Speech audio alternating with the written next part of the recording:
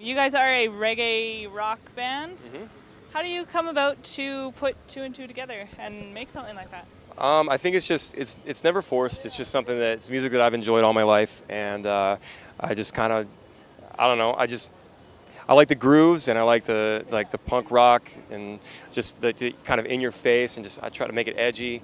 I like being able to lay back and play songs for girls, and let the dudes rock out too, and everybody bouncing and stuff. And just I don't know. I think it's actually a really good combination, like reggae and punk. I don't know. Somehow it just works. And it's even got your fans on the skanking side of things. They're coming out and they're skanking while you're performing. Yeah. We throw down some like ska stuff as well. I mean, a lot of kids are into ska and stuff. I was into ska when I was, 15, 16, 17, whatever, and I was skanking at the shows too, So I want to give that same experience, Yeah, I don't know. Which is awesome. Yeah. I mean, unless you're in that environment already, you rarely see that just come out of a band, right? Exactly, and I love it because when you walk around Warped Tour, you're not getting that from, I'd say 90% of the bands. Right. You're getting like the breakdowns and the heavy metal and stuff like that. And we just like to, I don't know, man, it's something about it. Our stage, the House of Marley stage, is the most eclectic stage on the tour. And you'll get anything from punk to reggae to funk, hip hop. It's just a really good mix. And we've been getting a lot of people coming out. Now, is this your first time with the Warped Tour? Yeah, first Warped Tour ever. We did all the shows from start to finish, and we're kind of proud to say that we did it, and we're really proud to say we did it, and just had a really wonderful experience with it all. What is the experience like? What's it like going into something like this? Do you know what to expect?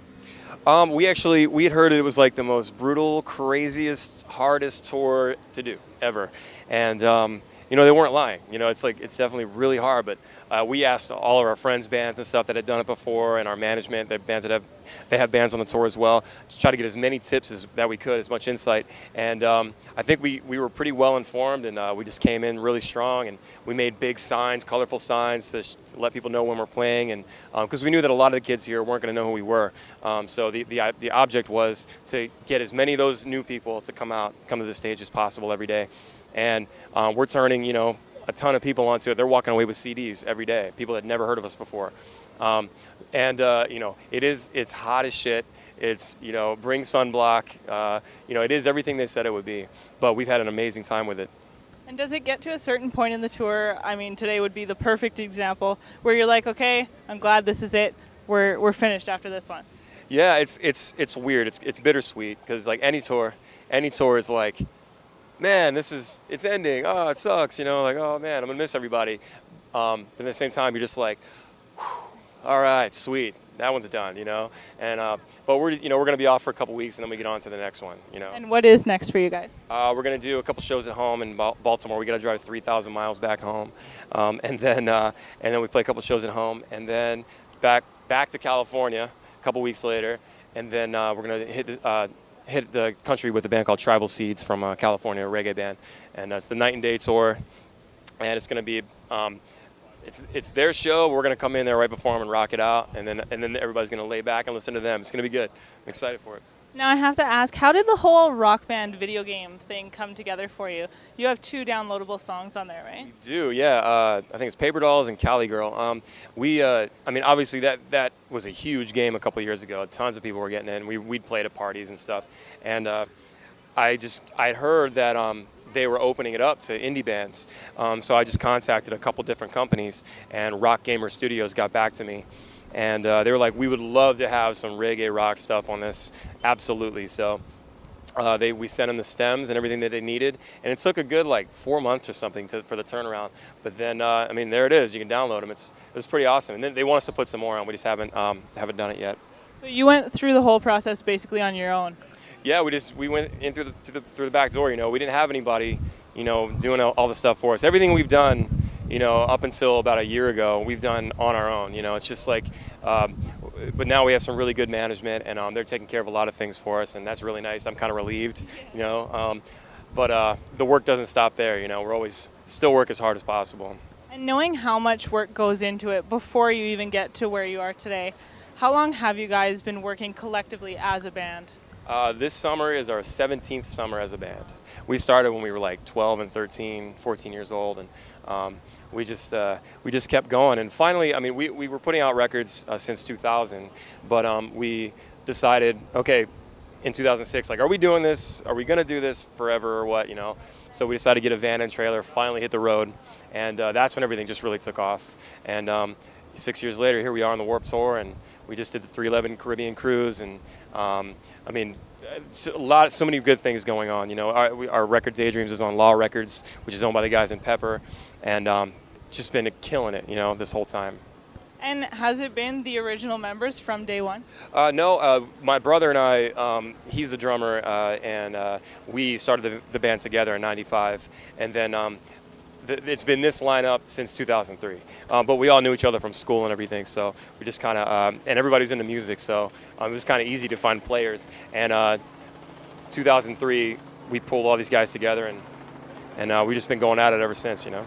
And when it comes to that, the fact that you guys sort of knew each other before, plus your brother in the band, would you say that's what makes the solid connection, so that there's no fallouts, you guys aren't breaking up?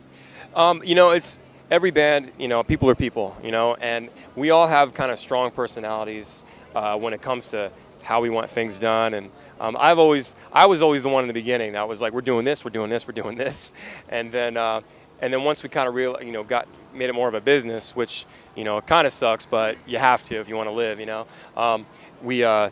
We all kind of started throwing in ideas and everything, and you butt heads from time to time, but we look at it as like we see the big picture. It's all about going as far as we can with this, and to let some petty little fight fuck it all up, it would be sad, you know. I think we're to the point now where the band is bigger than us, like, and there are literally, we would break too many hearts, you know, like people have told us, you know, like our music gets us through things, and that I relate with that so much because music got me through so much as a kid. So I'm happy to be doing that for other people now, you know. That's awesome. Yeah, it's amazing. It's a really good feeling. Now I have one more question for you.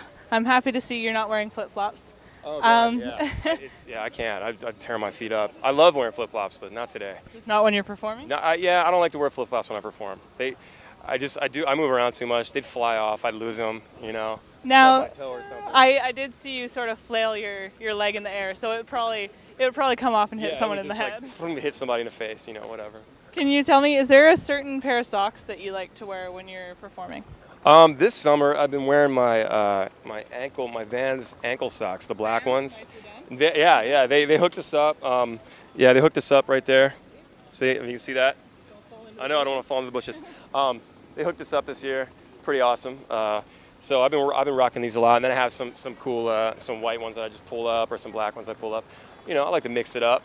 Yeah, not so much a favorite, just mix it up, you know. And do they always match on either foot? Yeah, I mean, they could be, you know, from a different pair or something, but usually the same color, you know. Maybe a little discolored from washing them too much or whatever.